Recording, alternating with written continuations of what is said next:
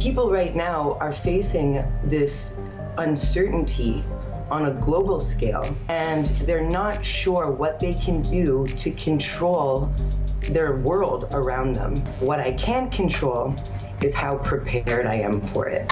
Survival gear is selling out across America. Gas masks, meal kits, power banks, gone. Is this panic or just smart preparation? From coast to coast, Americans are stocking up like never before. The threat list keeps growing. Wars, cyberattacks, economic instability, extreme weather, and people aren't waiting for the government to save them. In this video, we'll break down why this rush is happening, what's really worth buying, and how you can prepare without panic. Online searches for emergency kit and nuclear fallout are hitting record highs. Survival gear companies are reporting massive sales spikes, some items selling out within days. Gas masks, water filters, portable solar generators, freeze-dried meals, all flying off shelves. This isn't just hardcore preppers anymore. Middle-class families, retirees, even college students are buying in. And while the media calls it panic buying, in reality,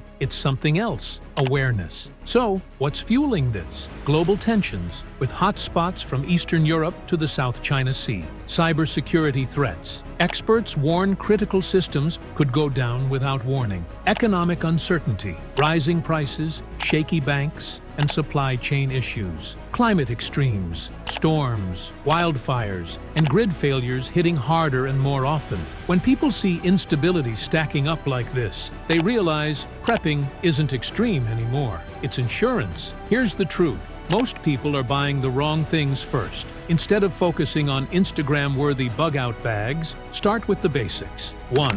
Water. 1 gallon per person per day for at least 7 to 14 days. 2.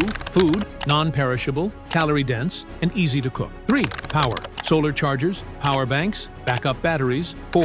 Light, flashlights, lanterns, candles. 5. First aid, bandages, medications, antibiotics. 6. Communication. Hand crank or battery-powered radios. And remember, gear without skills is just expensive clutter. Learn how to use everything you buy. At the higher end, wealthy Americans are investing in survival condos, private bunkers, and fortified compounds. But you don't need millions to be prepared. You need a plan. Preparedness is about adaptability, not just location or budget. The rush to stock up is a sign. People sense something is coming. Whether it's panic or foresight depends on how you do it. Stay calm, stay strategic, and start now while the shelves are still full. Subscribe for more prepping truths before it's too late.